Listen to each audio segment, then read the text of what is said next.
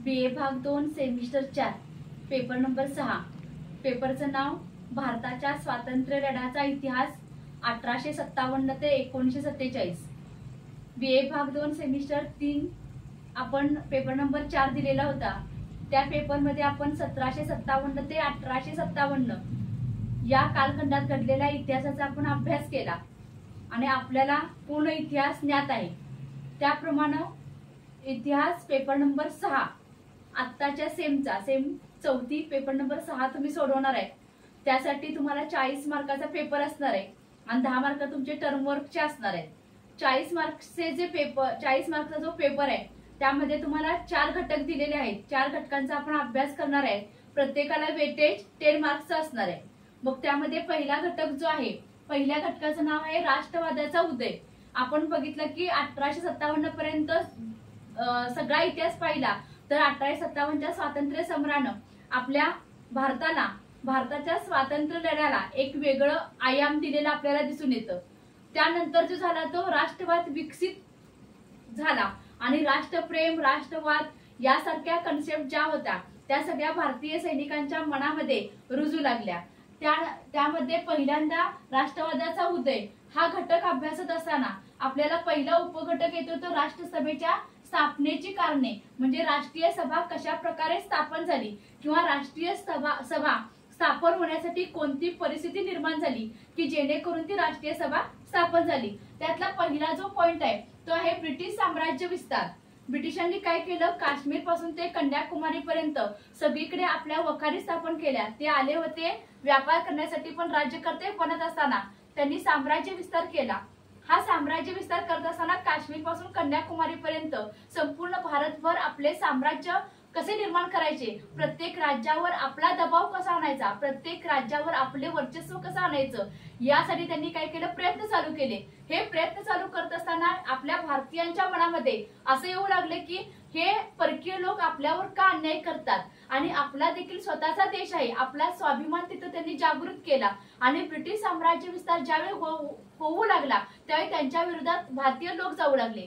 भारतीय लोक ज्यावेळी जाऊ लागले त्यावेळी साम्राज्य विस्तार करत असताना त्यांना असं लक्षात आलं नाही की हा साम्राज्य विस्तार करत असताना याचा दुहेरी फायदा भारतीय लोकांना येणार आणि भारतीय लोक एकत्रित येणार। ब्रिटिश साम्राज्य विस्तार होणं आणि भारतीय लोक एकत्र येणं हे राष्ट्रसभेच्या उदयाचं पहिलं कारण त्या काळामध्ये ठरलेलं होतं। त्याला दुसरं कारण जे आहे ते विविध धार्मिक सामाजिक सुधारणा। ज्यावेळी ब्रिटिशांचा अंमल आपल्या भारतावर होतं त्यावेळी त्यांनी त्या काळातील होणाऱ्या सामाजिक सुधारणा केल्या।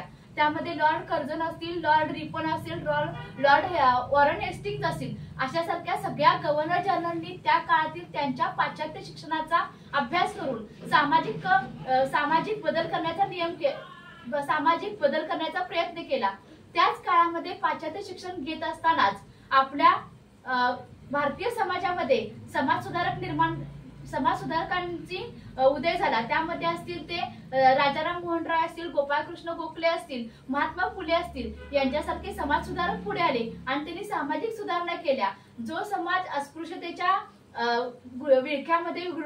विळख्यामध्ये गुरफटलेला होता अशा समाजाला बाहेर काढणं, सामाजिक सुधारणा घडवून आणणं, यासाठी सामाजिक सुधारणा चळवळी उदयास आल्या। त्यामध्ये ब्राह्मो समाज असेल, आर्य समाज असेल, रामकृष्ण मिशन असेल, यासारख्या चळवळी यासारख्या संस्था निर्माण झाल्या। यातून भारतीय लोक एकत्रित आले आणि भारतीय लोक एकत्रित आल्यानंतर त्यांच्या मनामध्ये राष्ट्रप्रेमाची भावना निर्माण झाली आणि यातून एक एक सुधारणा चळवळी होऊ लागल्या आणि या सुधारणा चळवळीचे रूपांतर पुढे राष्ट्रीय सभेमध्ये झालं आणि हे राष्ट्रीय सभेच्या उदयाचं दुसरं कारण असू शकतं। तिसरं, आधुनिक शिक्षणाचा परिणाम। त्या काळामध्ये जे शिक्षण होतं, समाज वर्ण व्यवस्था होती, ते आपल्या भारतातील सगळे शिक्षणाचा पाया, शिक्षण म्हणजे काय तर ब्राह्मण वर्गांच्याकडे जास्त शिक्षण घेण्याचा कल होता। जी समाज वर्ण व्यवस्था होती त्यामध्ये द्वितीय, तृतीय, चतुर्थ या श्रेणीतील लोक, या वर्गातील लोक शिक्षणापासून वंचित होतील, पण त्यांच्या तुलनेमध्ये ब्राह्मण वर्गातील लोक फक्त संस्कृत सारख्या विषयाचा किंवा ज्ञान पारंगत मध्ये ब्राह्मण वर्ग होता।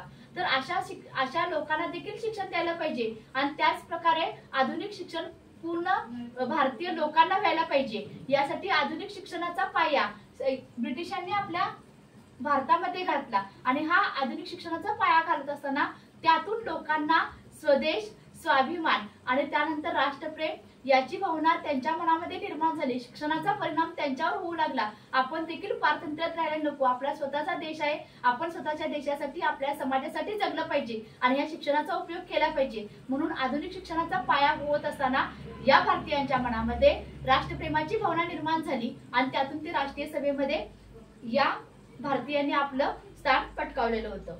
त्यानंतर दुसरे आहे ते भौतिक सुधारणा। त्या काळामध्ये गावागावामध्ये जे होत होते, गावागावामध्ये असलेले संदेश होऊन असेल, गावागावामध्ये असणारी दळणवळणाची साधनं असतील, ही सगळी कमी होती। कारण भारत हा कृषीप्रधान देश होता, खेड्यामध्ये व्यापलेला हा देश होता।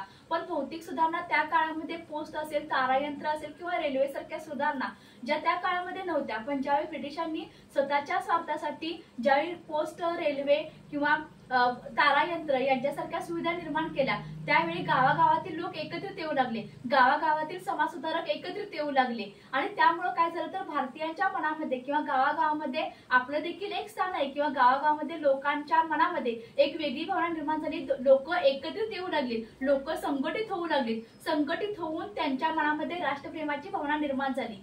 म्हणजे भौतिक सुधारणा जरी ब्रिटिशांनी स्वतःसाठी केल्या असतील तर देखील याचा फायदा कळत न कळत भारतीयांना झालेला होता आणि त्यामुळे लोक एकत्रित येण्याचं प्रमाण वाढलेलं होतं। त्यानंतर दुसरं आहे ते ब्रिटिशांकडून भारतीयांची आर्थिक पिळवणूक।